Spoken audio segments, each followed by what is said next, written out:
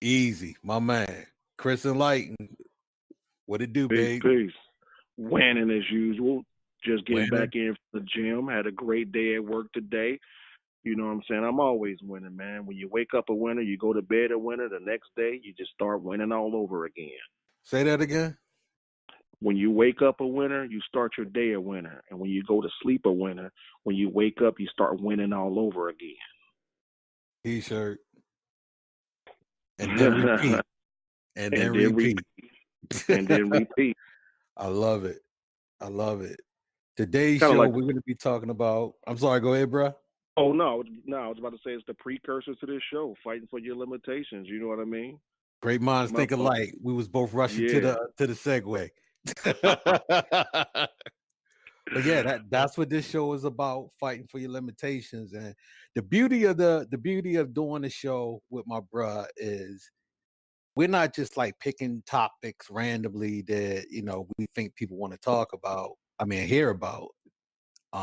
We could do that, but actually, what we're doing, we're picking topics that are conducive to our growth, to our challenges, to things that we are mastering, things that we need to master, things we need to focus on. So it's always going to be something that we're talking about that's personal. It's something that's like I said, it's close to the vest with us. And fighting for your limitations, this is something that's been it's on my list.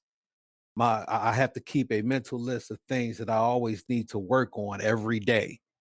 And fighting for your limitations, you fight for your limitation, they become yours. And the more you fight, the better you get at fighting. And practicing fighting makes perfection. And I'm sitting here talking with a master martial artist who could attest to that. So when you're fighting for your limitation, you get a black belt in it, and they become yours. Mm-hmm. So tonight we're going to be talking about different ways that you could be fighting for your limitations and not even know it. Mm-hmm. I mean, I remember when I was a child, man, I was attracted to and I pretty much fell in love with the feeling of understanding things. All experiences, good and bad, were like welcomed in my bubble of reality pretty much. And I always had the uncanny ability to extract lessons out of unfavorable situations. And it allowed me to like develop a diversified mindset and allowed me to become comfortable in any situation. And I noticed people around me were fighting for my limitations. And when you fight for your limitations, you get to keep them. And although I grew up in the hood and I was scratching and surviving, no father and all that good stuff that comes with growing up in the inner city and poverty and things like that, I never once fought for my limitations. I always knew I was better than the cards I was dealt. And my life today is a reflection of that. You know what I mean? I mean, even now, brother, even now when I dive into the illusion that constructs our reality, the more I realize our existence is manifested by the things that aren't real, it just makes me feel as if I can control things. I can really manipulate my reality by crocheting into the fabric of my reality, whatever it is I want. You know, when I know that we're all given false tools in the name of love that programs us into investing our consciousness into algorithms that restrict it kind of restricts our wonderment. You know what I'm saying? Now, I believe that the conundrum of life occurs when the human mind attempts to understand the divine. You know what I mean? love it. Now, me on the flip side of what he just said, I have had a long history of fighting for my limitations, tooth and nail. I mean, knuckle up. Perfect stance. Let's Mm-hmm. go. Fighting for it. Many of them were programs that I received at an early age that I didn't recognize was limiting for me and Mm-hmm. did not serve me until latter part in my years and my wisdom. Others were things that I adopted later on in life. But I akin it to to me it's akin to Neo in the Matrix when he first woke up and he had those plugs attached to him. Mm-hmm. And it's like when he woke up, all these plugs just started like boom, boom, boom, just popping off of him. That's autopilot.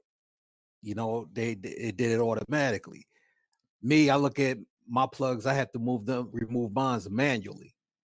So I may not get all of my plugs at one time. So I always have to do a self-evaluation of myself on a weekly basis just to see what plugs are still remaining that I have to remove. Now, if I get lapsed in doing that weekly observation, it's not going to go past. I'm not going to go past a month. That's my limitation right there with that, pun intended. If it get past 30 days, I haven't gone past 30 days in the last 9 years. Mm. But when I'm completely on my square, I'm not just doing it every week. I'm doing it every day. And I don't mind being transparent and say I'm not fully on my square right now. So I've been doing it weekly. After going maybe 3 consecutive months of doing it every month. And the one thing that I realized that the one limitation that I've been fighting for all of my life, that I guarantee you, many of you are going to feel me on this because it's so simple.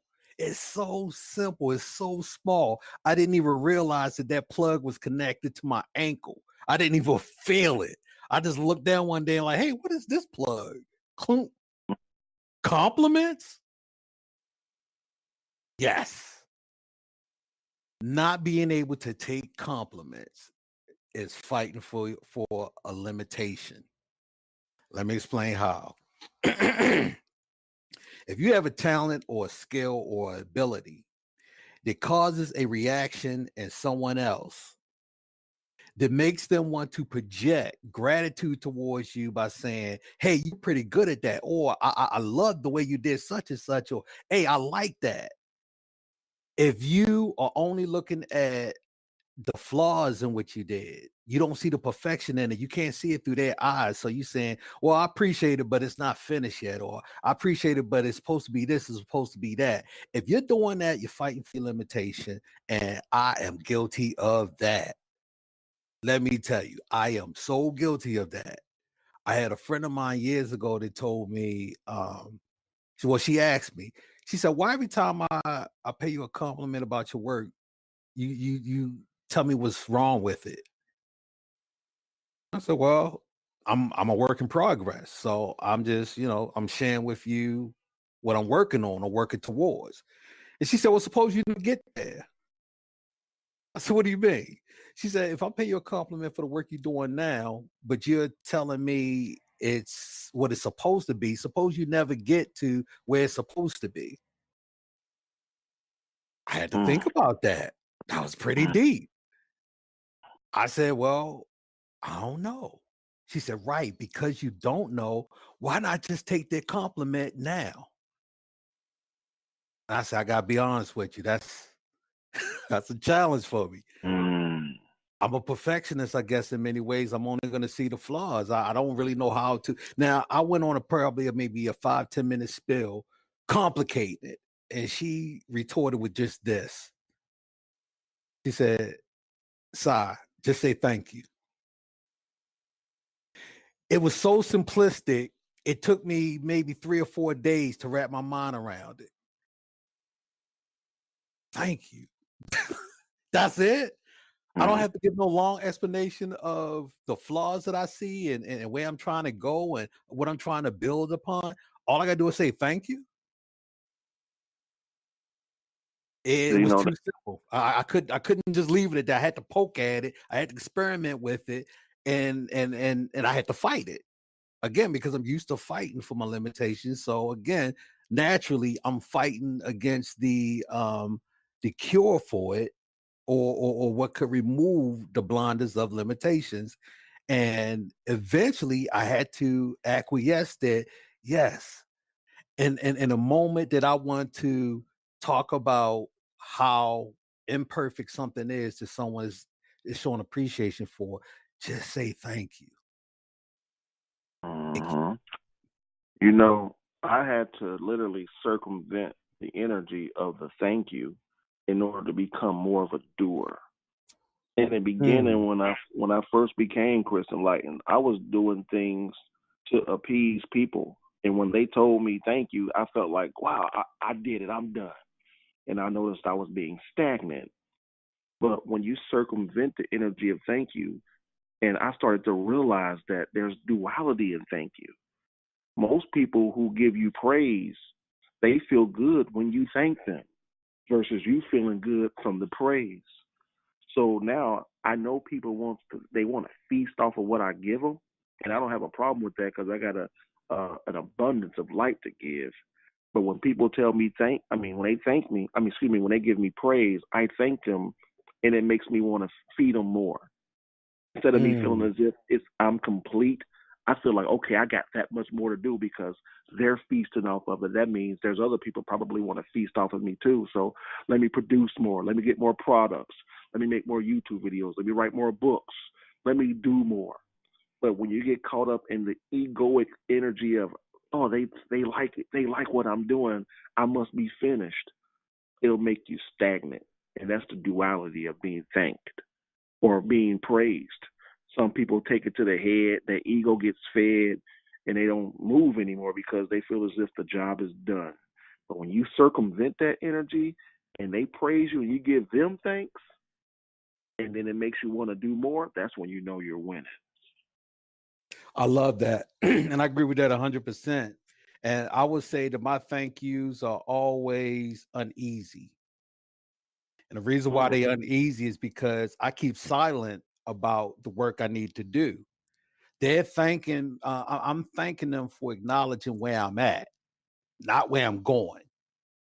See, they don't have to know where I'm going, especially with me telling them. I'll show them where I'm going through my work and my deeds, which mm-hmm, will brandish more thank yous, which will brandish more gratitude for me. Um, when they're seeing my growth and they compliment me on it. Um, it's a beautiful exchange of energy. But like my brother said, you can't let thank yous be a period. You can't let thank yous be the end of mm, it. You know, it's a acknowledgement of, hey, I see you. I see you moving. I see you going forward. I see you winning. That's a consecutive action. You know, so in my mind, to keep me from saying more than other than just say thank you. But no, it took me a long time. I would say thank you. I was like, thank you, but, and I would add on, the rest of the stuff. But once I started practicing just thank you, it still wasn't easy for me because it's like, especially if they lavish in praise that I feel uncomfortable with, because it's like mm-hmm, everything that they see that's like perfection to them, I see the flaws in it. But what I learned, like my brother said, what I learned was that's a good thing for me to be uneasy about the thank you, because that means I still got more work to do. I'm not being complacent. I'm not taking that mm-hmm, thank you and saying, "Oh, okay, this is it. I've topped out. This is the best I could do." No, it's not. I'm a work in progress. And if I could get anywhere close to where I see myself in my mind, it might take me a lifetime. I might not even be able to do it in this existence, but I'm never going to stop striving towards it. So that's going to keep me in a place where I'm not going to be complacent. That's going to keep me in a place where I'm not fighting for my limitations, and just not being able to accept a compliment. Let's dig deep into that.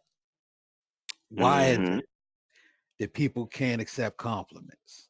Okay, there's a number of reasons. I'm going to tell you mine. Okay. Worthiness issues. See, when you have a low expectation about yourself or a low perception of yourself, and this is the program that I said I got at a young age. In my mind, I was dope and I was doing dope stuff, but I wasn't surrounded by the support system I needed to cultivate that thinking into a belief. And this is not me blasting anybody. I'm grateful to any and all people who helped train me.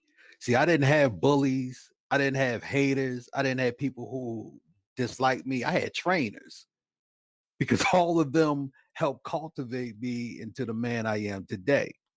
So when my trainers were telling me, you're not that good, you're not that great, that started causing doubt in my mind. I was still, in my mind, I was still dope, but I didn't know if the rest of the world thought that. So even when the rest of the world is telling me, yeah, we see what you're doing and we like it, there's part of me that's still speaking to that demographic that may think differently. But I'm saying it through the people who are seeing that it's dope. It's crazy logic, but it makes sense to me. But that was my worthiness issue. See, I didn't want to have that feeling of, yeah, I think you do some dope work. Thank you. Thank you. I think I do some dope work too. Like, hold up, it ain't that dope. I just said that to be nice. I ain't really mean it. This is the type of stuff that as a child, a creative child, that I had happened to me that I don't believe it was malicious intent. I don't believe it was something that, yeah, I gotta design this to crush them. This is just how little children and kids play, and sometimes it was adults.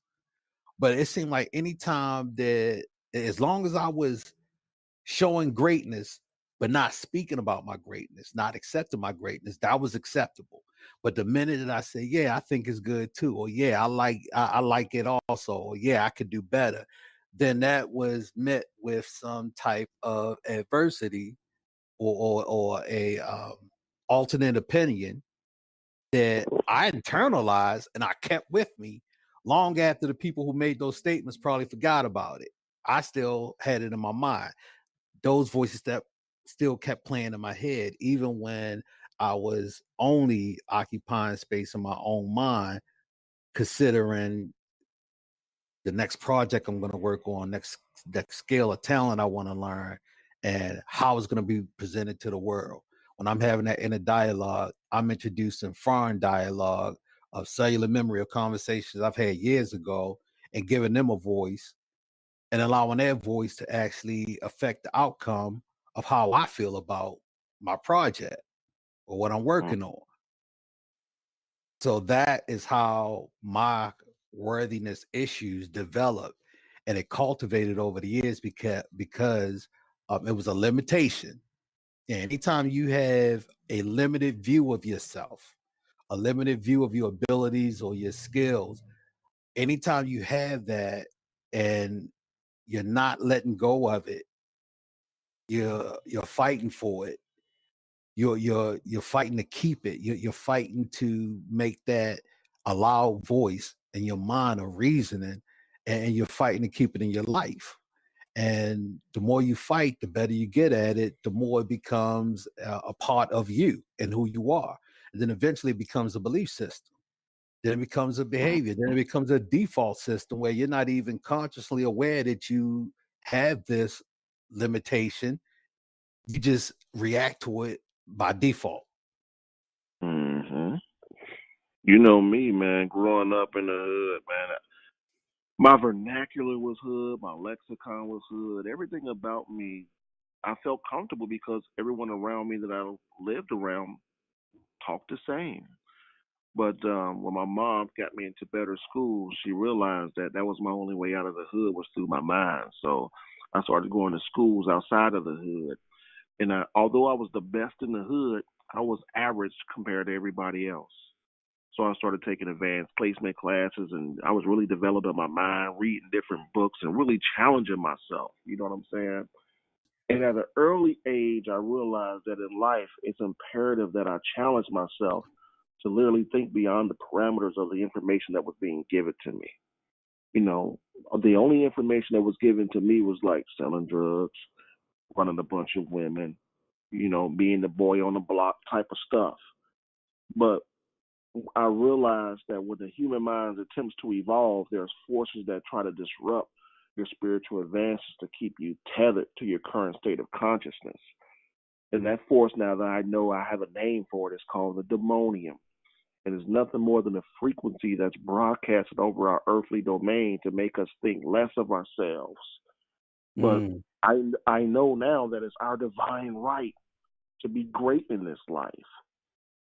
Knowing that isn't enough though. You must act on it and do all that you love to do. You know what I'm saying? But like in my consultations, I always tell people that the illusion of time gives them the impression that you have time. And I always make people apparent that they must remember that there's only now. You think I'm gonna wait and do it later. No, do it now because there is no later. There's only always now. And when you stay in the frequency of now, there is no waiting. If you can't physically do that which you want to do, write it down. Create a portal within your words when you write. So when you go back, when you have the time to do what you want to do, as soon as you read what you want to do, you'll just go ahead and go right back into that mode. You tap right back into that current of doing again. So I say all that to say, when you fight for your limitations, the more you fight for your limitations, you get good at it. You get good at it. And whenever it is, it's something you want to do, and you find yourself fighting for your limitations, give it a name. That dang demonium. Let me go ahead and fight that demonium and go ahead and do what I want to do. Sometimes we get too caught up in trying to appease other people. You'll never quench that satisfaction. You have to appease yourself. As long as you're doing the best at whatever it is that you're doing, the light that you put into your craft or your product or whatever it is going to be a beacon for those who are looking for it. You don't have to do no marketing or any of that. Your light, the universe is going to funnel people right to you because you're putting out pockets of light that can help people. Whenever you create or do anything for the betterment of mankind, the universe loves that because too many people put energy into doing things just for the money, and that's okay. But when you do things for the betterment of mankind, the money will come. Word.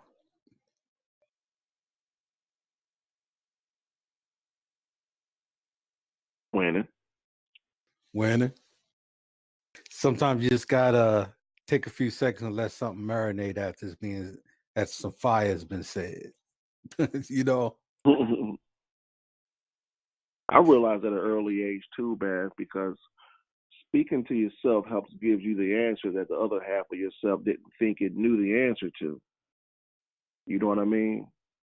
So sometimes you're searching for the answer. Sometimes you just gotta speak to yourself because there's two parts of you. There's the guttural language that you're hearing on the phone call right now, and then there's your divine language that speaks to you in your mind, and that's like filtered through your primordial self. Consciously, we don't know the answers, but our subconscious mind remembers all our incarnations, and it has a database of wisdom. But once you raise your vibration, once you start evolving spiritually, you'll be able to tap into that universal primordial consciousness that's like the wind in the air. No one can think of anything, but when you raise your vibration, you can tap into deeper depths of that single consciousness that's flowing through your house right now. You know, We live in a your world vibration. of endless possibilities and unlimited potential. Sky's the limit, meaning there's no ending to the sky. There's no beginning. It's alpha and omega. So there's no limitations. on an earthly level, through earthly perceptions, it's easy for us to categorize something as a beginning and ending. And that program of seeing a beginning and ending and giving it label, giving it titles. Sometimes you can have limitations or place limitations upon yourself by default. It's not even something that you consciously did. It's not something that you consented to. It's just the program that that we're under in society. It makes us sometimes think in limiting beliefs. For an example, building wealth. If you're trying to build wealth, I heard a lot of people say this in their older ages. They believe that because they're older and they haven't accumulated the wealth that they always desired since they was young, it's over for them. That's limiting because they put a limitation on when your wealth's supposed to occur. I read this book many years ago called by Napoleon Hill. Are you familiar with that, bruh? I think it was called Think and Grow Rich. I heard of that. Yeah, I haven't read it, but I have heard of that. Great book. It was written in the 1930s during the Great Depression, at a time where it should have been global depression here in the United States. You had more millionaires, self-made millionaires that were created during that time. Why? Because they saw opportunities where others saw limitations. And in that book, Think and Grow Rich, it talks about Napoleon Hill interviewed and spoke with, I believe, like 50 to 100 different millionaires, self-made millionaires over a 20-year period. And just hearing their story of how they came from nothing into something. And he started seeing a pattern with all of these. Mostly it was men, should have been some women in there also, but mostly men. And one of the patterns that he noticed that almost all of them obtained wealth later on in their life, specifically after the age of 40.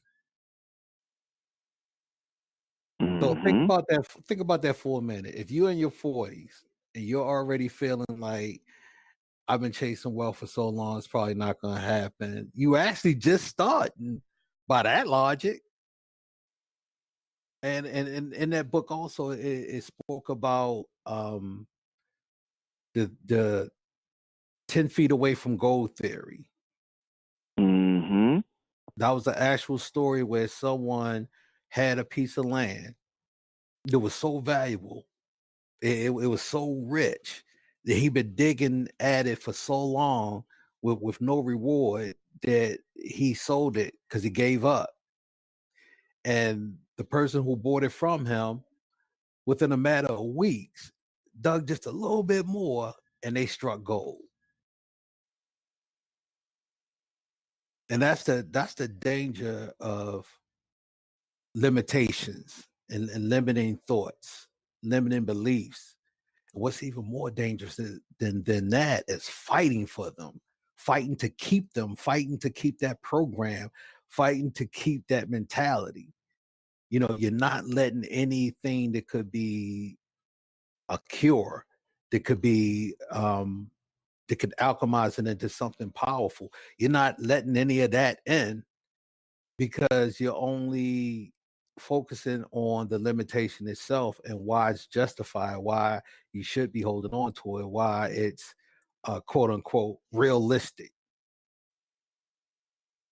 If I had a dollar for anytime, every time somebody told me I'm not being realistic, I would be a millionaire by now. I'm not realistic. I refuse to be realistic. Realistic is limiting. If you think about all the inventions that changed the world, it wasn't realistic for anybody to be thinking that way, but it took someone to step outside of the box, to step out of that limiting thinking and say, hey, this is possible. This could be made.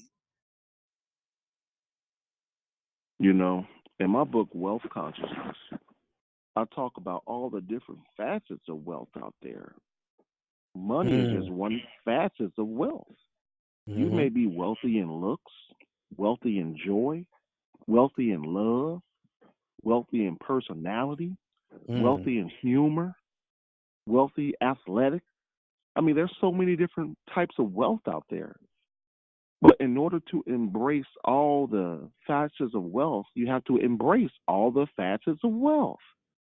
You can't expect wealth to just come and hit you financially and you're mad all the time or you don't have a strong sense of love. There's more millionaires killing themselves than people without money Mm. because money doesn't make you happy. That's an illusion. Instead of focusing on money, focus on what it is that you want. Whenever you focus on what you want and you know you're going to get it, the universe is going to create a bridge for you to get it, regardless of the money. The money is a limitation. Oh, I don't have money, so I can't get it. It shuts down your dreams. Don't worry about the money. Know you're going to get it. And don't worry about how you're going to get it. Just know you're going to get it. See yourself with it. Envision yourself smiling in that new car. Envision yourself going out to dinner with your new boo. It doesn't cost you a thing to envision things. And that's your strongest power. Everyone's a superhero in their mind. There's nothing you cannot do in your mind. But for some reason, people don't use that ability because they're fighting for their limitations physically and they fight for their limitations spiritually. Once you create a bridge between the physical and the spiritual, you're going to win. But you must create your own paradigm of what winning is. Don't measure your winning by other people's winning. I don't care if your winning is to get some new shoestrings. Start out small. And once you start out small, you'll gain that spiritual confidence to get whatever it is you need later on. But you have to do something. You have to create something. Don't think that you don't have it in you to create something. A lot of us, we get caught up in the purchasing, but we don't get caught up in the doing. I do a lot to inspire other people to do, but I'm only inspiring a few. I need more people out here doing. I agree with almost everything my brother just said, but I'm gonna have to play Angel's advocate because he says something that I respectfully totally disagree with. Winning. When I do believe money can make you happy, and this is why. Money, currency, is an energy, and energy is happiness is an energy, and any energy that's causing a frequency of joy, it brings about happiness, it brings about relief, peace, peace of mind, calm. It brings about gratitude, appreciation. All of these are things that I have seen with my own eyes and been a part of that money has done and brought about in my life, and I've seen in other people's life. You know, you see, it's very popular right now. You see a lot of videos of people paying it forward. You know, they paying it forward back to people who were influential in their life. You know, family and friends, and just people like looked out for them while they were on their journey. Now they're able to like go back and dump a load of cash on them, life-changing cash. That's normally met with tears of joy. Is that not happiness? Now, to say that money is the cure for happiness or is the only means to obtain happiness, no, I don't agree with that. But I do believe that money can bring you happiness. Money can buy you happiness. My mother, You peace and know, blessing be upon her, um, one of my greatest aspirations was to always buy my mother a house. Not because it was like the trendy thing to do. If it's trendy, I understand why it's trendy because I mean that's my Dukes. That's my portal. That's the being that brought me into existence. And I wanted to, in a small gesture of thank you. I mean, it's like the least I could do. I want to buy her a house, a mansion, a big, beautiful house that I believe that she deserved. And I remember sharing that with her one time and asking her, "Ma, what if I like got rich and I wanted to buy you this big, beautiful?" And it's like knowing my mother, peace of blessing be upon her. I described everything that I knew that she would love: a big garden, because she loved to plant. She loved to grow plants. She communicated to them. She's a master green thumb. A state of the art kitchen. She was an alchemist in the kitchen. So, I described how the kitchen would be, and she loved the feng shui. So I described a big living room for her to have all this great furniture.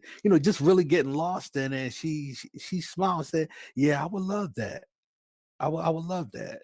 And she transitioned, peace of bless be upon her, before I was able to make that happen for her. And the reason why I wasn't able to make that happen for her, because I could put money as the first on the list, but I'll say lack of resources, lack of knowledge, information, and also lack of just interior fortitude of who I am. I wasn't able to bring out my grandest self to make it happen for her while she was still here. But if I had the money to do it, if I hit the lottery, boom, I could have did it. I know that would have brought my mom happiness. You know, one thing, and what you're saying is true. But one thing that I talk about in my book, Poverty Consciousness, is the word if. And whenever you put if in front of something, you're making it seem if you can't achieve it without it.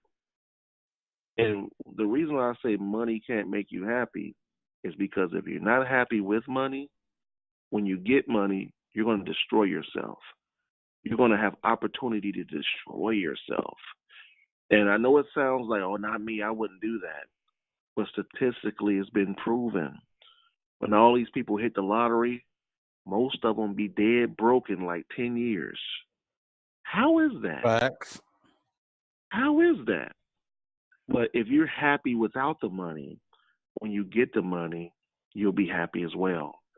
Now, some of us out there get a little money, and they can't. I would say that it will make them happy because they're responsible enough, they're vibrating high enough, and they will be responsible with the money. But we all got a cousin Junebug. If you give him $2 million, he'd be dead in 10 months. He'd be dead. Facts. So well, let me be clear. Let me take the best of what my brother just said and what I said, and say it this way. If you are already on a path to happiness, all right, you already experienced happiness. You already made the choice to be happy, because that's all happiness is a choice. Mm-hmm. Money will make you happier. Yeah. But if you have not made the choice to be happy, money is not going to make you happy, because you haven't made the choice to be happy, because it's all energy. Beautiful. I say. You said brother June, because the June bug we did 10 months. Dang, June bug. We all got one. He owe you money right now. You'll never see it.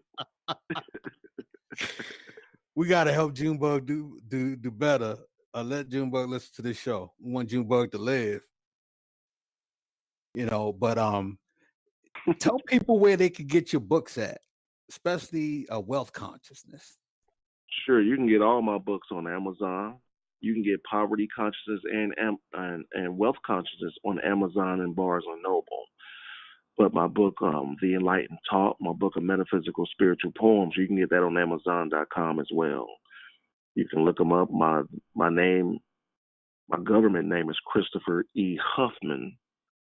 But let me tell you something about my name, fam. I didn't legally change my name to Chris Enlightened because I don't need to go through something to say I'm me. But I go by Chris Enlightened now because Chris Enlightened embodies winning energy. Christopher Huffman was fighting for his limitations for 27 years. I'm 43 now. I decided to go by Chris Enlightened at the age of 28. But at 27, for 27 years, I fought for my limitations. And it would have at least taken me 13 and a half years just to rebuild myself. So I said, instead of trying to rebuild myself, let me just create a whole new self. And that's what Chris Enlightened did. And sometimes all you need is a mental placebo to do well. And when you think that, oh, Christopher Enlightened, and you think of yourself as an enlightened being, you're going to create the reality that you will be enlightened. And after I changed my name, I'm here to tell you, fam, I've been winning. I've been winning. I've been embracing my cornucopia of wealth. My love for my wife and my daughter and everything around me has gotten stronger. And Chris Enlightened doesn't even know what the frequency of losing is like. Because for Chris Enlightened, losing doesn't even exist. Nothing exists until you focus on it. When you focus on poverty consciousness, when you focus on buts and ifs, you're going to create a reality that you get more of that. You're telling the universe, I want more poverty. I want more buts. I want more ifs. But when you create a reality of winning, when winning is your mantra, you're telling the universe, okay, this being right here that's vibrating real high, I'm just going to give him more of what he wants. And all he wants is winning. Sometimes you have to, well, not sometimes, you really need to, I'm imploring everyone listening to this show now and in the future to create your own mantra, whatever it is. Mine is winning. Feel free to choose to use that if you like, but create something that embodies the reality that you want, that you wish and dream to have. Once you do that and you mean it with attitude, you don't have to be shaking your head, but you got to verbally say it powerful. You know when wizards be on movies, when they trying to invoke energy, they don't invoke energy like, they be like, stop. They be like that. Let's say winning like winning and mean it.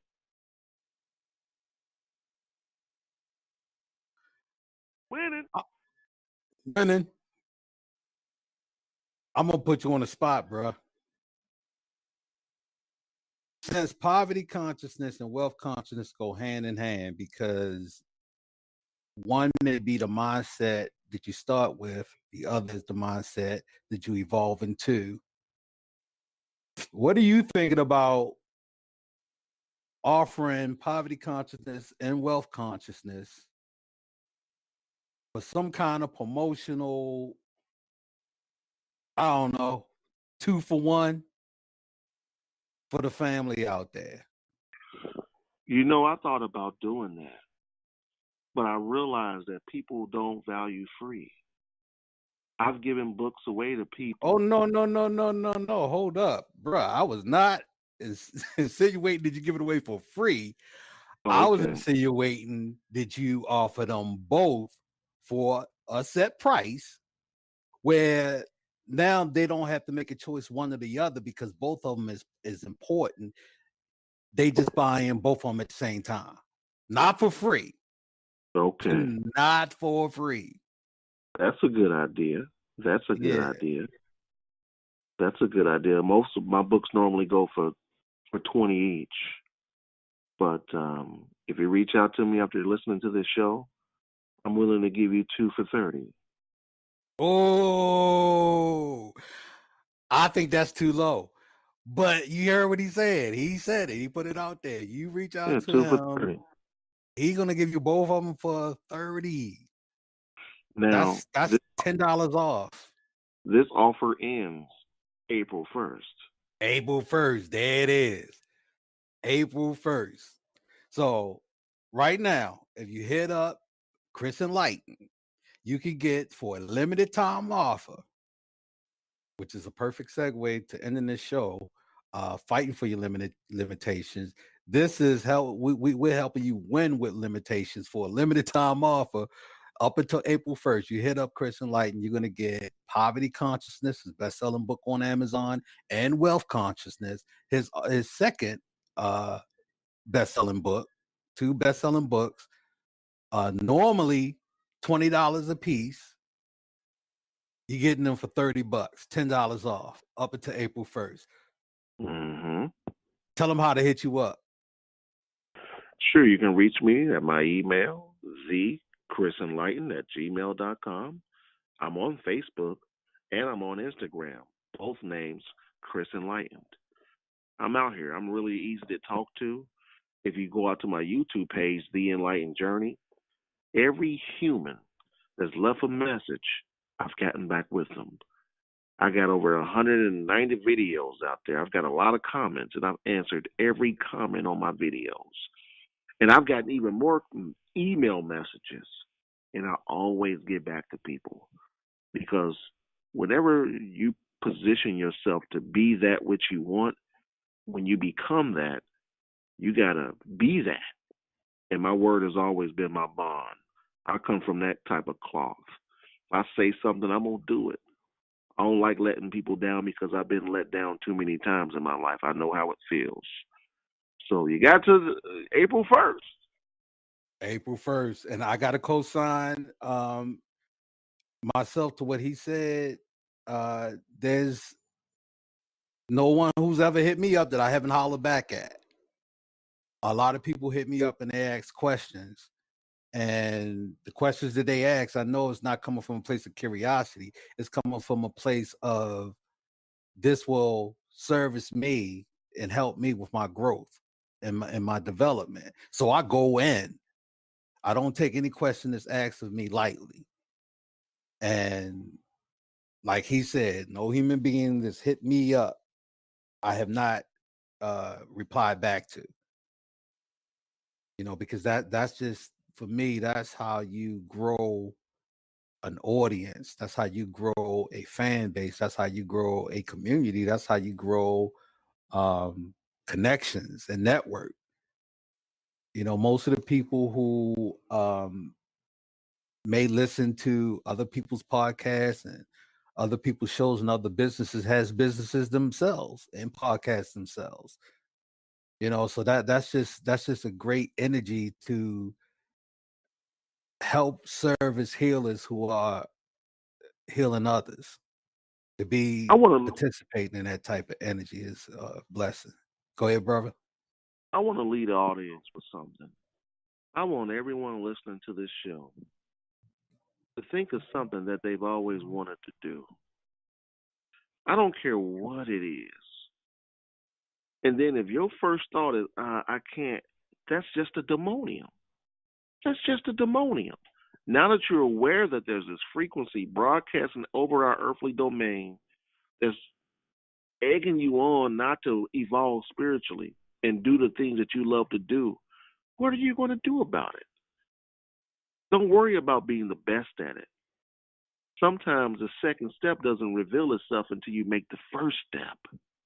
Mm-hmm. And I assure you, when you start making that first, second, by the time you're on that 15th step, you would have mastered the 14th step before that. Whatever you do is going to get better the more that you do it. I don't care what it is you're trying to do. Know in the beginning it's going to suck. It's going to suck. But if you stick with it, it's going to get better. You have to show the universe that you're serious before you can get your blessings. You just can't go out there and try 10 times and think you're going to get blessed. It may take you 100 times before you get a small blessing. But don't worry about getting the blessing. Focus on the doing. And I assure you, you'll win. So like my brother said, when you're facing those demoniums, you know, pan that thing, pan that joint to the left or right, get up out of here, pandemonium, so you can start winning. Mm-hmm. See what I did there, pandemonium? Indeed. Indeed. Indeed. All right, bro. On that corny note, let us get up out of here. Once again, check out my brother on YouTube at The Enlightened Journey. Chris Enlightened. And also, remember, you have a few more weeks left to take my brother up on this amazing offer that he's putting out there. 2 best-selling books that's going to help you grow, that's going to help you win, that's going to help you, it's going to challenge your mindset, it's going to challenge the things that you been holding on to, the limitations you might have been fighting. We have a possible form of assistance for you. Poverty Consciousness and Wealth Consciousness. 2 best-selling books. Best-selling means that enough people have bought that book and that genre to make it a bestseller. So there's a lot of people out there that my brother has helped change from being losers to winners. And we want you to do the same. And for a limited time, up until April the 1st, you can get both of them for $30. $30 for change. That's pocket change for permanent change. Put it on a t-shirt. Yeah, fam. I would strongly encourage you to jump on that. You know, gift it to a friend. Gift it to yourself. If you're not ready to make that move yourself, gift it to somebody who's already made that choice to be happy. You know, who's already on that path of self-development.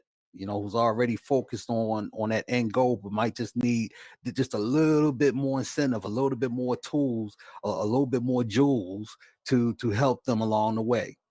Poverty consciousness, wealth consciousness going to help get you there.